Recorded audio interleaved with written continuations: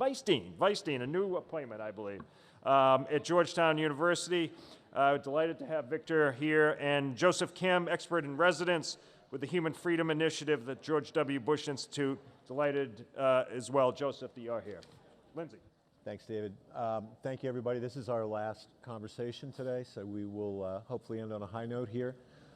Even though the subject is not a light one, talking about North Korea. I'm going to start off, Victor, maybe give us a little snapshot of what North Korea is like in terms of human rights, in terms of the big picture there. What are we talking about? So first, it's a pleasure to be here at the State of the World Conference at FIU. It's my first time to the campus, and it's an expansive campus. I'm quite impressed. And it's great to be on the panel with you and with Joseph, Lindsay. With regard to North Korean human rights, I mean, I think one of the ways I would describe it is it's really difficult to understand the true magnitude of the human rights disaster in North Korea, largely because we don't have access to the country. I can say with certainty that once access to the country becomes possible, with certainty we can probably say this is about one of the worst human rights disasters in modern time. Part of the reason we don't know as much about it as we would like is because the North Korean state has focused on making human rights victims and human rights violations as nameless and faceless as possible. So aside from folks like Joseph who've made it to the United States, in most cases there isn't a single individual that can personify a particular type of human rights violation. For example, in China, for example, you have Xiaobo Liu, right, the Nobel Peace Prize winner. We don't have that in the case of North Korea. It's nameless and faceless. And when it's nameless and faceless, it just becomes a statistic. It just becomes numbers. And people become numb to numbers. They just don't identify simply with numbers. And so, so in that sense, I would say, it is one of the worst. We don't know the magnitude because of the opacity of the regime. And the regime prefers to keep it that way. Mm-hmm. So I'll just note to the tech crew, the countdown clock didn't start, but I'm keeping track of it. Thank you. We've had really an extraordinary series of developments since Donald Trump came into office in terms of our policies toward North Korea. You served as Asia Director on the National Security Council for President Bush, where there was also an attempt to conclude a deal with the North Korean regime. What's different? What's happened over the last 3 years? Where are we after 3 years of this new policy? Sure. So just for background, for folks who aren't as familiar with this, there have been two major agreements, denuclearization agreements with North Korea. One of them was concluded in 1994 during the Clinton administration, known as the Agreed Framework, and then the second one was in 2005, 2007, something known as the Six-Party Talks during President George W. Bush's second term in office, and that's when I worked on these negotiations. And arguably, one of the criticisms of both of those agreements, which eventually fell apart, was that we were never really able to conclude a real agreement with North Korea because in both cases, the leadership of the United States was not willing to talk and negotiate directly with the North Korean leader. And the argument was, why that is important is because there's only one person in North Korea who makes a decisions of this consequence, and it's the leadership. Now, whether that's the reason these agreements previously fell apart or not is highly debatable. But one thing that the Trump administration has tried to do is actively test that criticism or that hypothesis, that the only way, if you want to really get North Korea to give up the thing it values most, its nuclear weapons, there's only one person who can make that decision, and that's the leader of North Korea. So we've seen 2 summit meetings and one, I don't know what you would call it, brief meeting at the demilitarized zone. I think in terms of the narrative of those meetings was quite positive. The optics were memorable. But as an analyst who looks at it we've had almost 3 years of this effort at diplomacy, and we really haven't gotten anywhere on the core issue, which is whether North Korea is starting to freeze their programs and willing to actually start to denuclearize them. So, arguably the verdict is still out, but after 3 years of trying this, we are actually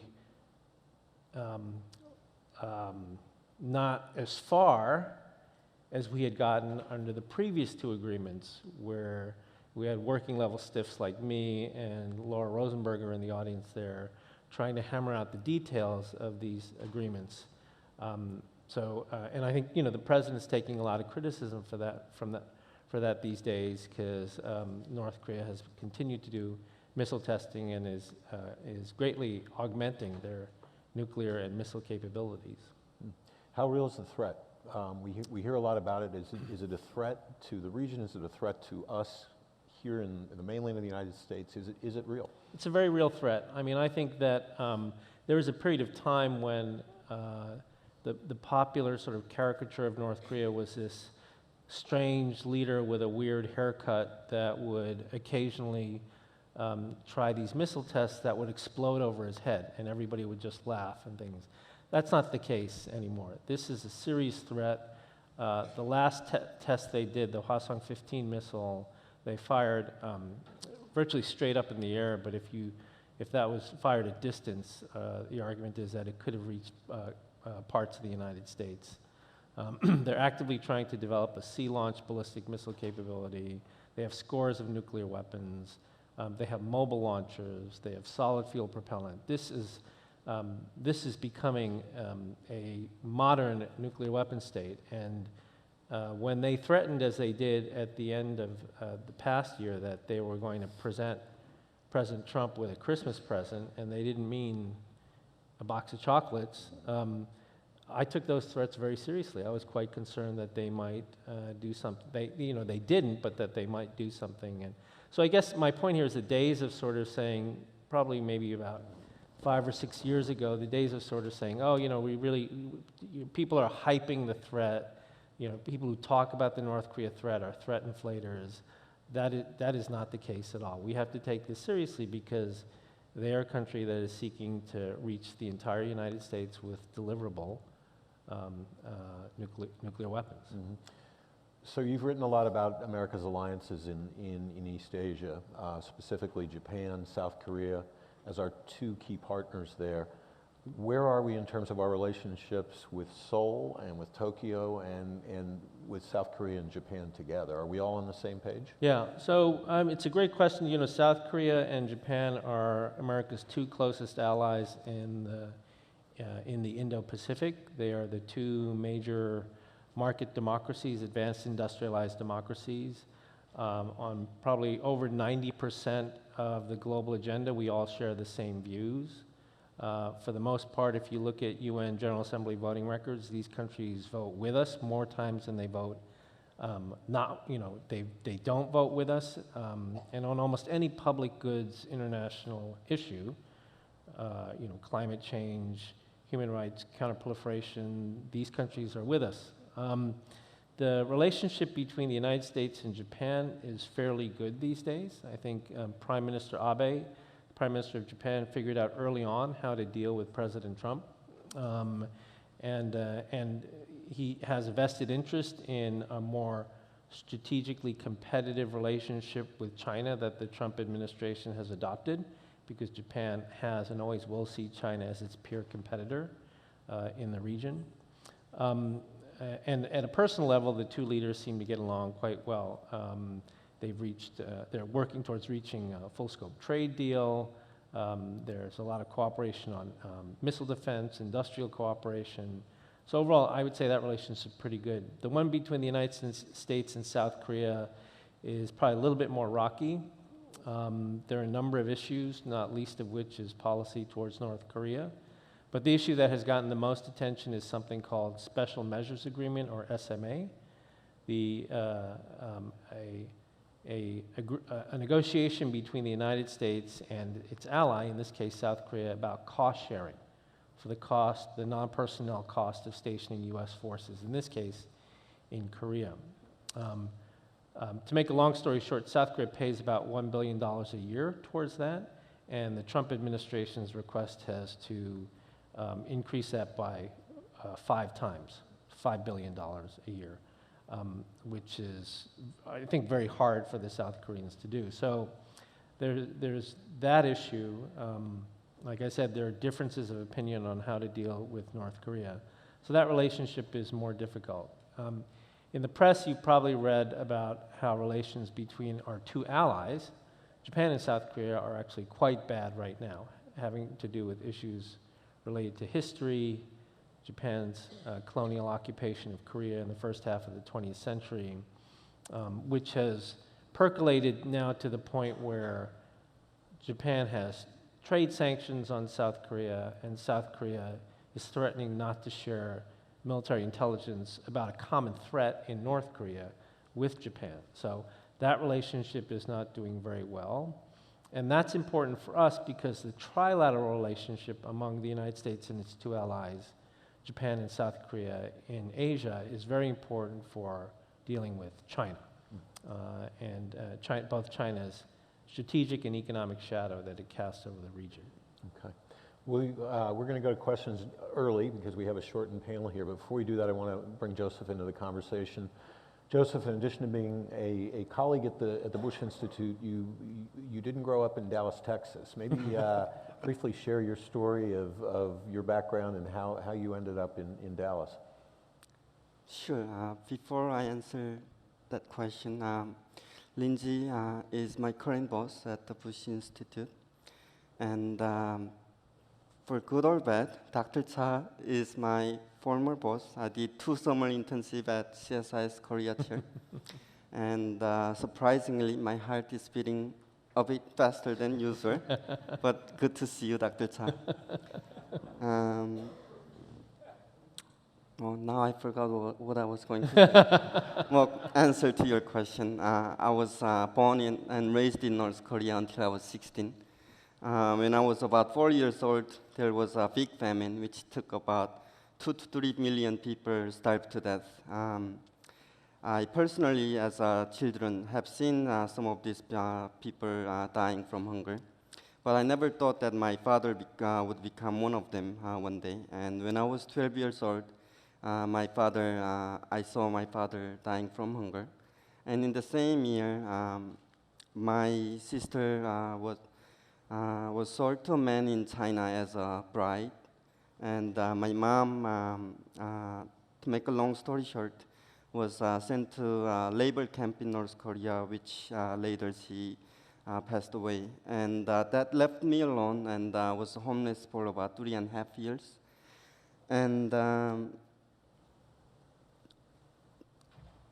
after trying everything as 12 years old can do, including begging, stealing food from the food courts or the farms, or working coal mines, I realized that the only chance of surviving was perhaps to trying to look for my sister in China, and I decided to escape North Korea when I was 16 years old. And obviously I knew the consequences of getting caught, but at the same time, again, it was either between choosing death from hunger versus getting, if you're unlucky, getting a gunshot, trying to cross the border between North Korea and China.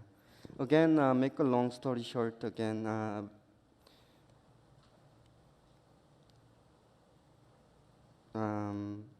in China, fortunately, I was able to cross China without being caught. And about a year later, I was rescued by a non-profit organization called LINK, stands for Liberty in North Korea. It's a fascinating and amazing organization, basically started by college students at a college campus, basically responded to a documentary about North Korean human rights issues. With their help, I was able to go into American consular office in China, Shenyang. And obviously, I never knew the concept of refugees or asylum case, having not received any formal education. I didn't know what the process was like to coming to US, but luckily US government processed that case for me, and I came to the United States either by under refugee or asylum status. And I obviously didn't know who was working on these files, but 12 years later, I found out that Miss Laura Rosenberg from the previous session, she was the one actually working at the State Department, or either State Department or NSC, filing my case for me. So, and I was able to come to US in 2007. So it only took 13 years to say thank you, but thank you.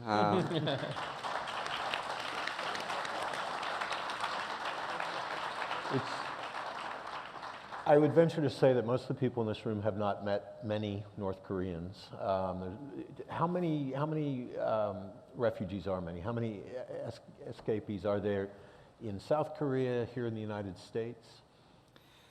In the United States, there are about 218 refugees in total, and in South Korea, I believe there's slightly over 30,000 North Korean refugees resettled in South Korea, and we don't know how many hundreds are still hiding in China. Yeah. So talk for a minute, you know, roughly 200 or so, 200 to 300 here in the United States. Who are these people? What do we know about them? Are they living in one particular part of the country, or what can you tell us about the North Koreans who live here? So many, including the language barriers and the cultural barriers, you can name it. I mean, it's like coming to United States. From my personal experience, coming to US from North Korea was, I have not been to another university, so I don't know what that would be like, but I think that would be similar to, basically you become a newborn baby. Even though you can walk and you can run and you can speak, basically you're just a baby in the United States, in the sense that you don't know anything. You don't know how to open up a bank account, even as small as those. And they're not resettled in one place, which makes it harder for us to be connected. So some are in Richmond, Virginia, some are in Kentucky, Louisville, some are in Salt Lake City, Utah, and actually, I don't know if I should give these precise locations, but for their safety, some are in California. Yes. They're all over. So maybe both of you talk a little bit about how North Korea has changed, because it's not the same place it was when you were working in the White House or when you were growing up there. What's changed in North Korea in the last 5 to 10 years? Well, I think many things have developed and changed, but I think the single most important development in the recent years was also the growth of markets, which and access to information. Meaning, now that North Korean citizens inside North Korea have, should they have enough money, and they could go to market or to their friends and buy movies made from Hollywood or US or South Korea, which gives them opportunity to open their eyes outside of North Korea, which is great for the North Korean citizens, and definitely not a great development for the regime, as it gets harder for them to, as it makes it harder to control the population. Yeah, I would agree. The markets in North Korea are quite expansive now. This is a country that still uses a command-style economy. But really, you know, in the mid-1990s, when the famine struck, the markets grew out of the famine in North Korea because the government's public distribution system broke down, And they basically told North Koreans, go fend for yourself, and the North Korean people created markets. Those have grown a great deal. There's hundreds, if not thousands of them, official markets as well as black markets.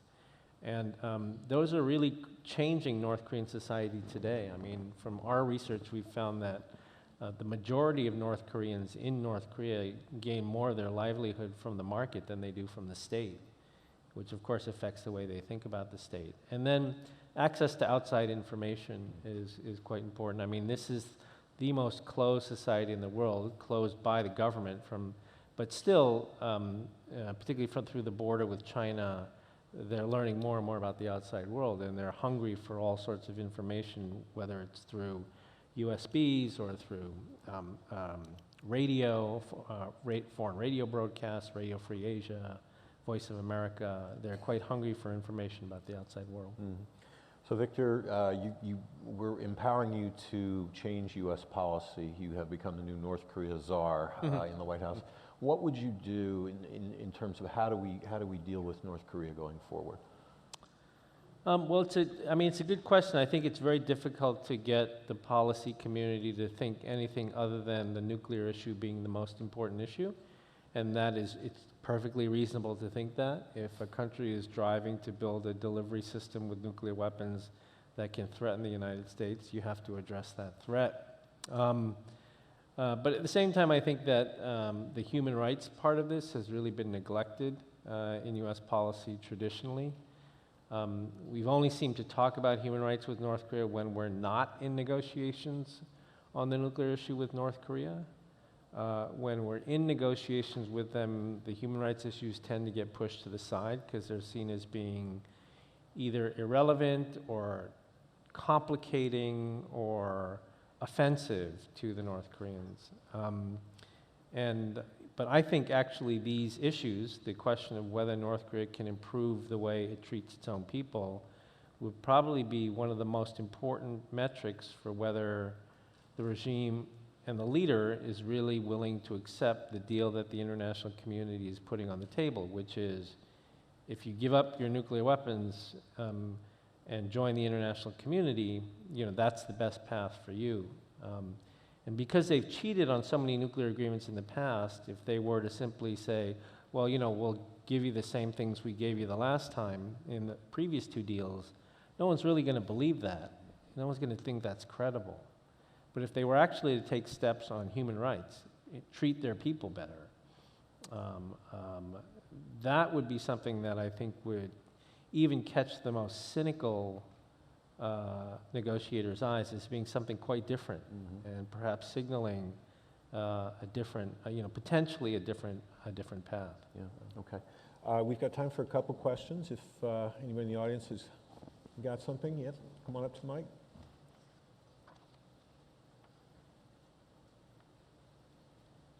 Go ahead, sir. Good afternoon, gentlemen. My name is Gannon Shook, and I'm here on behalf of the FIU Model United Nations team. And I had a question relating to North Korea's nuclear policy, as they have been conducting nuclear tests since 2006, and their most recent one, which posed perhaps the biggest threat to the United States in September of 2017.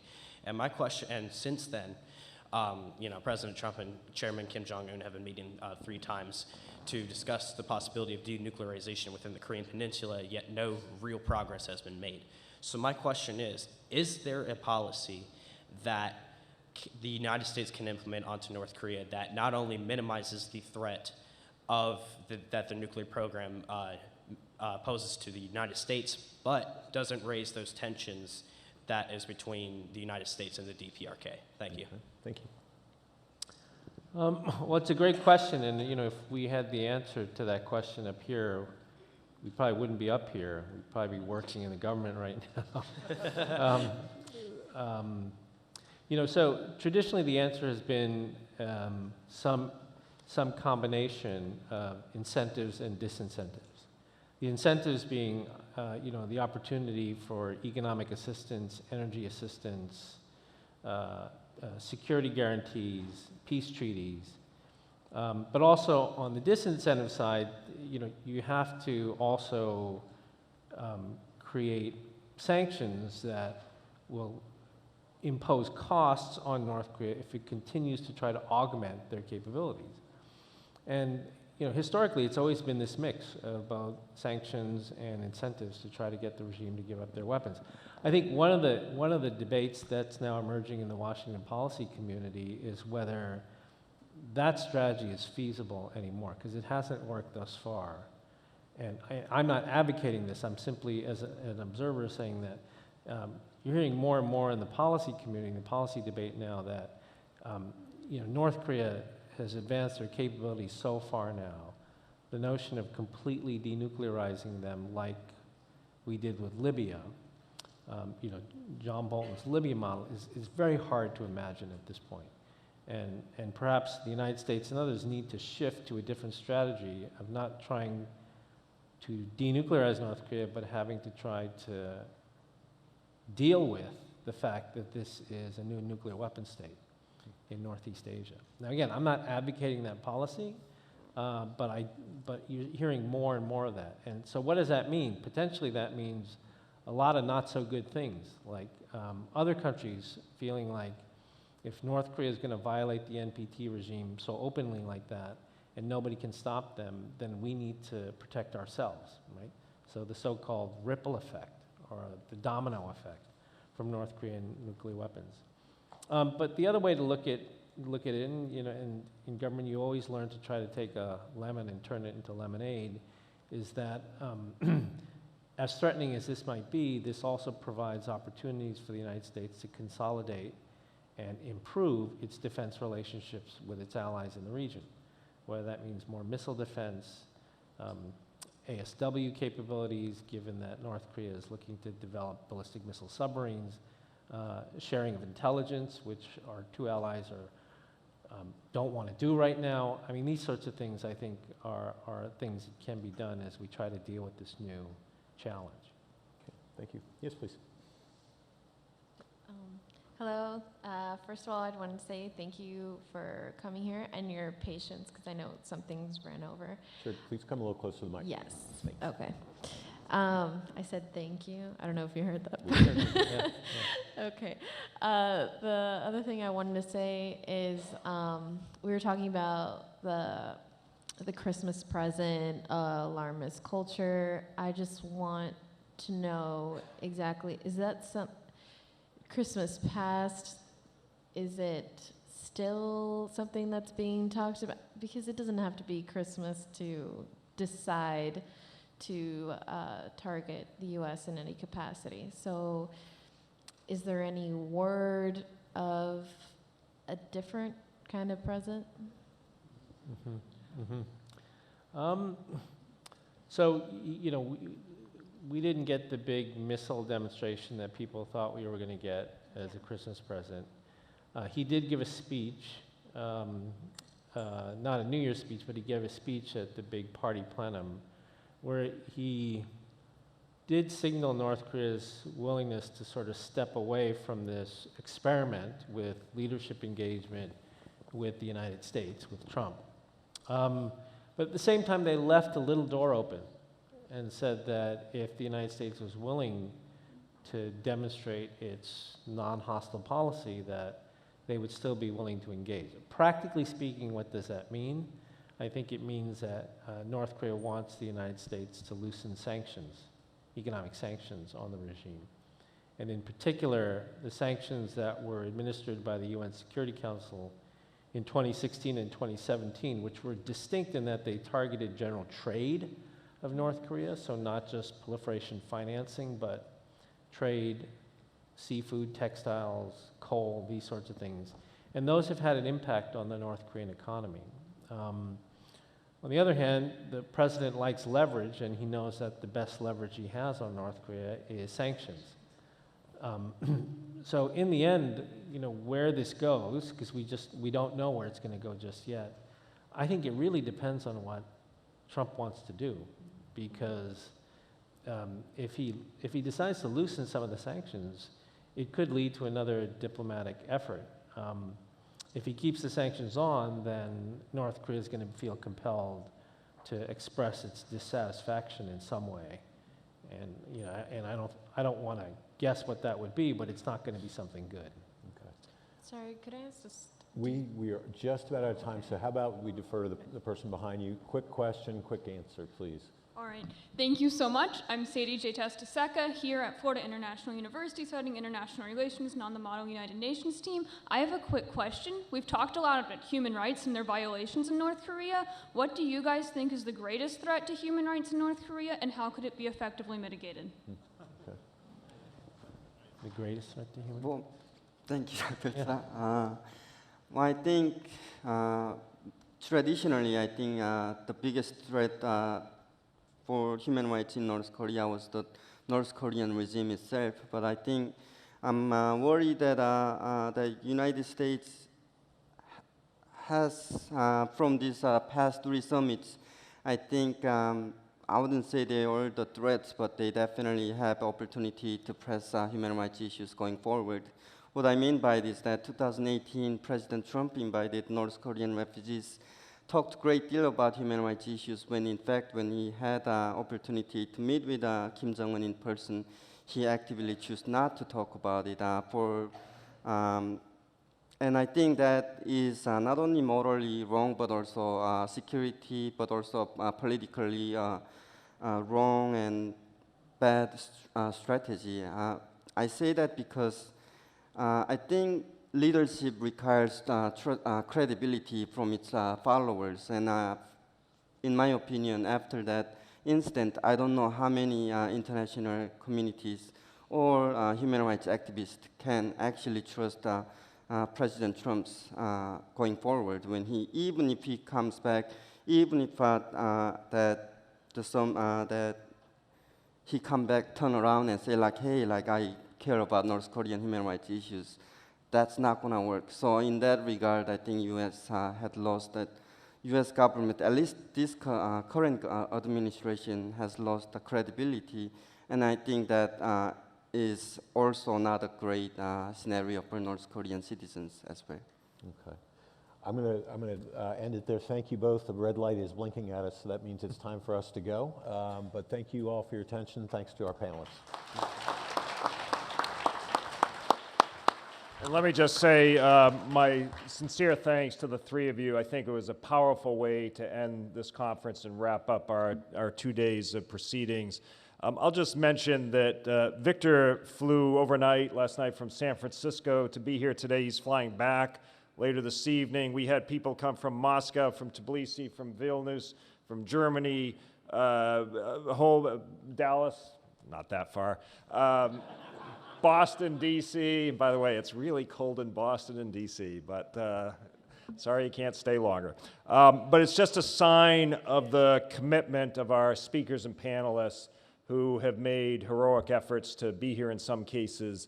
But our local panelists are no less of great value too. So thank you all very much for joining us for this 3rd year of State of the World 2020. We will be back next year. If you have comments, complaints, well, don't send complaints. If you have comments, send them to me at dkramer@fiu.edu, and we look forward to seeing you next year. Thank you very much. When I turn it on, off from my city, off from my home. We're flying up, no ceiling when we in our zone. I got that sunshine in my pocket, got that good soul in my